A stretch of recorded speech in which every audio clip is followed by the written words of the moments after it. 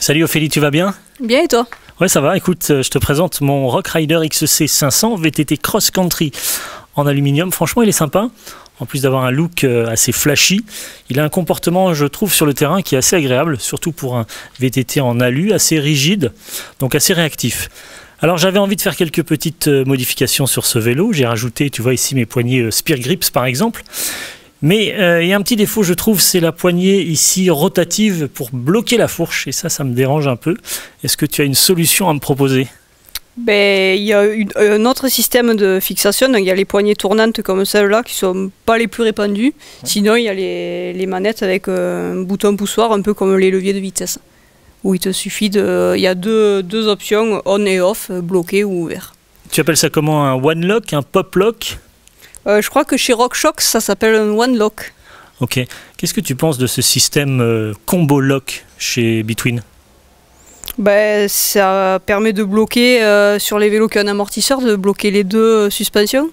Bon là, c'est pas forcément nécessaire hein, puisqu'il n'y a que la fourche, mais après le principe est le même, hein, c'est que ça bloque. La seule différence, c'est qu'il y a deux sorties de câbles qui sont pas utiles sur un vélo, sur un semi-rigide. Ok, qu'est-ce que tu penses du fait d'avoir une poignée rotative comme ça? Est-ce que c'est pas dérangeant pour le pilotage? Après, ça c'est une histoire d'habitude. Certains vont préférer, d'autres vont préférer les manettes. Ça c'est à l'utilisation. On y va alors, on va faire un petit tuto, on va installer ce One Lock RockShox. Avec plaisir. Ben, d'abord, on va commencer par démonter l'ancien. On va sortir la poignée. Oui, il faut démonter la poignée, desserrer le collier qui sert celui-là, tout sortir, déconnecter le câble au niveau de la fourche. Et après, ben, on fera la manipulation inverse pour tout remonter. Ok, alors par quoi on commence? Ben, en premier, donc là, ça va être la poignée qu'il faut sortir. Donc il faut, selon les poignées, alors certaines, ça va être un caoutchouc où il faut ou les sortir à la soufflette ou à la force des bras. Ou d'autres, comme celle-là, un collier. Donc il suffit de desserrer le collier et de sortir la poignée. Et là, tu as un embout de cintre avec une petite vis avec une clé Allen. Ouais, celui-là, il a un collier et un bouchon expander qui bloque la poignée sur l'extérieur. Donc il faut desserrer les deux endroits là, sur celle-là. C'est pas mal ça, non? Après, ça dépend des constructeurs. Là, oui, elle est bien en place, donc du coup, ça permet qu'elle ne s'échappe pas comme ça. Mais de toute façon, déjà, une fois que c'est serré au collier, c'est déjà pas mal. Ok, alors tu nous montres. Allez, c'est parti.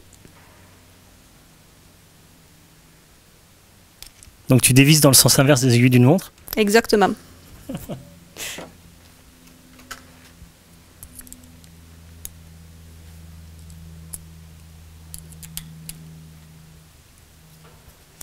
Donc dans un premier temps, je coupe l'embout de câble et ensuite je desserre la vis qui contraint le câble qui le serre au niveau de la fourche pour pouvoir libérer le câble et le démonter facilement. Donc là, quand on est sur ces pièces-là, on fait attention d'avoir des clés en bon état pour pas abîmer les têtes qui sont en alu très souples. Et après, une fois que j'ai desserré, ben, je peux démonter la gaine pour pas qu'elle tombe. Et ensuite, ben, il faut continuer la démarche et desserrer la poignée qui est au niveau du centre. Donc le Pop Lock ou One Lock chez RockShox c'est livré avec les câbles, il est livré avec quoi? Oui, exactement, ouais, il est livré avec les câbles et la gaine. Donc la gaine est un peu plus longue, hein, en fonction des vélos, on va la couper à la bonne taille. Donc là, voilà la nouvelle manette. Donc là avec le câble qui est déjà dessus. Donc on va réinstaller la nouvelle. Donc pour l'instant, on la met simplement sur le centre. Et après, au niveau du serrage et de l'inclinaison finale, on verra ça à la fin. Donc là, on la met en place.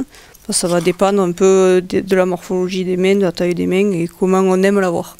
Donc là, maintenant, une fois que la manette y est, je vais mesurer la longueur de gaine. Donc on met la gaine neuve, on ne reprend pas l'ancienne. Donc là...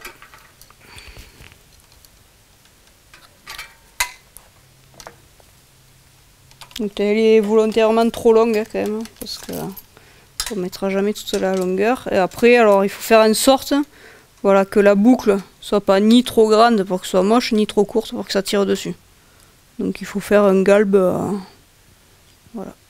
Donc là, une fois qu'on a trouvé la bonne longueur, on repère avec son doigt et on va la couper à la taille qu'il faut. Ok, donc tu coupes la gaine avec une pince spéciale?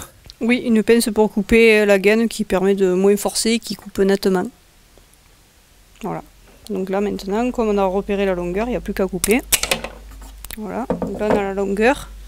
Et ensuite, on va pas monter la gaine comme ça à nu, on va mettre deux férules pour éviter que la gaine s'ouvre et puis qu'elle soit bien en place et dans la fourche et dans la manette.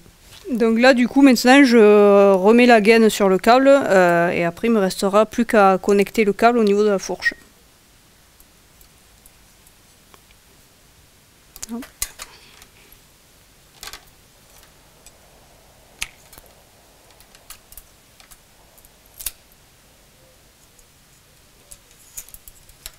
Voilà. Donc là on y est et avec la main je maintiens le câble en tension et je vérifie que le câble soit libre et que ça fonctionne déjà à vide. Donc là maintenant il suffit juste de finir de serrer le câble sur la fourche, donc on le maintient tendu avec la main, on va l'approcher avec la clé Allen. Et alors on fait attention, on ne serre pas comme un sourd, de toute façon il y a le couple de serrage, donc là c'est 2 Nm, donc c'est tout petit.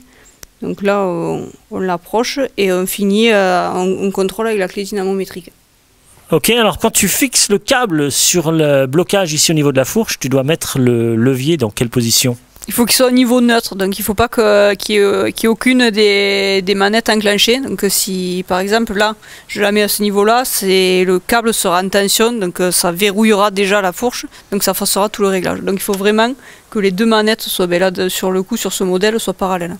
Donc là maintenant pour finir, je coupe le câble donc, qui dépasse, donc je ne le coupe pas non plus trop court. Je laisse une petite marge.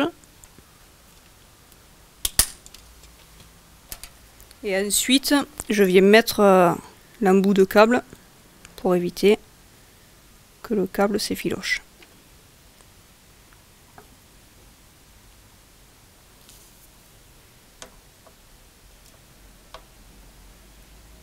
Voilà, là c'est fini.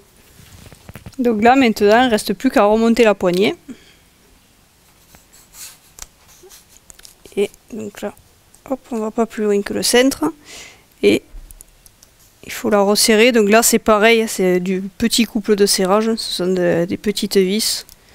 Donc, toujours avec une clé en bon état pour pas abîmer les têtes. Donc là, c'est pareil. Une fois que c'est fini de serrer, on contrôle que la poignée ne tourne pas. Et là, sur celle-là, du coup, il faut rajouter le bouchon au bout du centre. Bien serré aussi.